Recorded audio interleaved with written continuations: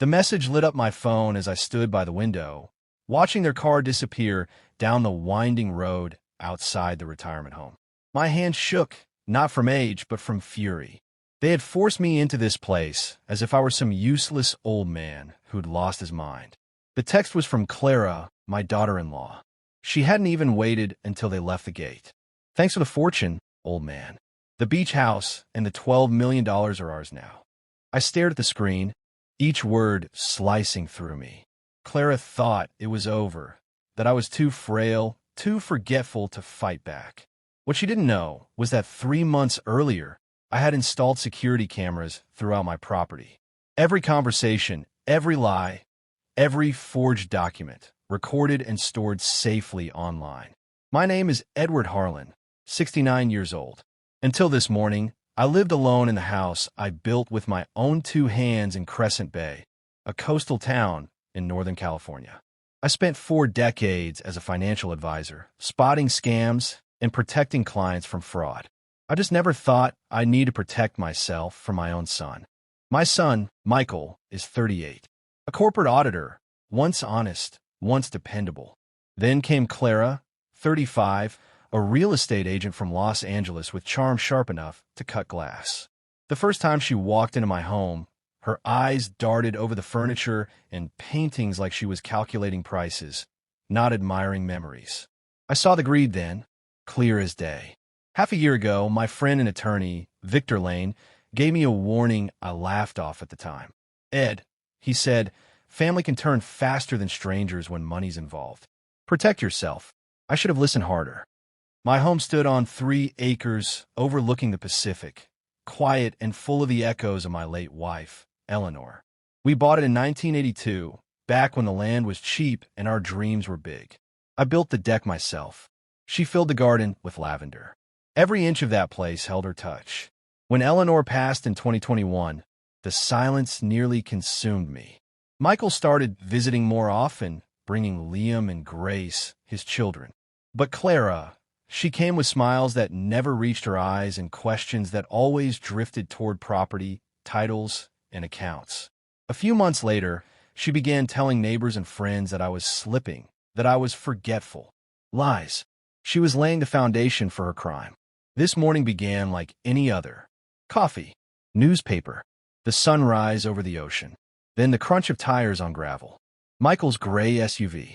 Behind it, a van marked Seaside Care Center. 2 attendants stepped out. Clara followed, heels clicking like gunshots. When I opened the door, Michael looked at the ground. "Dad, please, let's just talk." Clara took charge. "Edward, this is for your safety. You've been declared mentally unfit to live alone." "Unfit?" I said sharply. "You mean inconvenient." She handed me a folder. "Dr. Pearson diagnosed you with early dementia."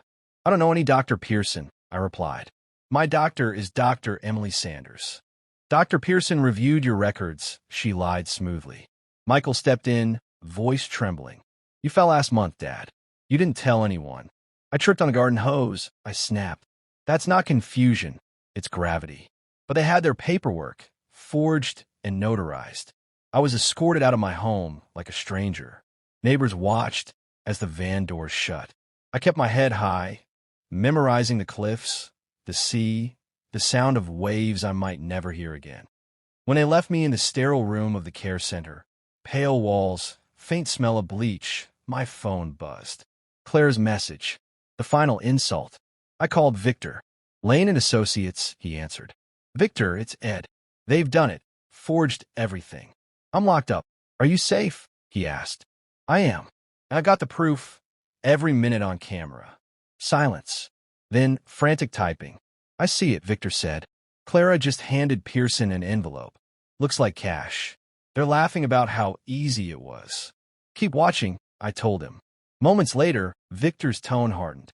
"They're in your study. Michael's taking photos of your safe. Clara's talking about selling your property and transferring accounts." "Ed, this is enough to bury them." "Then start digging," I said. Within hours, he had filed emergency petitions. One for my release, another to charge them with fraud, forgery, and elder abuse. 3 days later, justice arrived at their doorstep. While Michael and Clara celebrated their inheritance in my living room, a knock came. Two federal agents, Detective Riley Quinn and Victor, stood outside. "Mr. and Mrs. Harlan," Quinn said, holding up a badge. "You're under arrest, conspiracy, fraud, elder abuse." Clara scoffed. "This is insane. He's delusional." Victor tapped his tablet. A recording played. "Once he's out of the way, we'll sell everything. The old fool won't last long in that place." Michael's face drained of color. "Clara, you said it was legal." "Tell it to the judge," Quinn said. Neighbors gathered again, just like before. Only this time, they clapped as the handcuffs clicked. In court, their empire of lies collapsed. Every recording, every forged paper, every exchange of cash was presented. The prosecutors said it best. They didn't just steal from Edward Harlan. They tried to erase him. Clara received 16 years. Michael, after confessing, 7. The fake doctor and their accomplices followed. 6 months later, I stood before the court, a free man again. My assets and rights restored. Victor arranged for the restitution to go into a trust for Liam and Grace. My son received nothing. I sold the Crescent Bay house, too full of memories and ghosts, and moved to a small mountain cabin in Oregon. Quiet, peaceful, honest. Victor visits sometimes. We fish, talk, and laugh like the old days. Michael writes letters from prison. I haven't opened them yet. Maybe one day I will. But not today. Now Liam and Grace visit me every summer. We hike, build kites, talk about what matters, truth, kindness, and honor. One evening, Grace asked, "Grandpa, why did Dad hurt you?" I told her, "Because greed can blind the heart.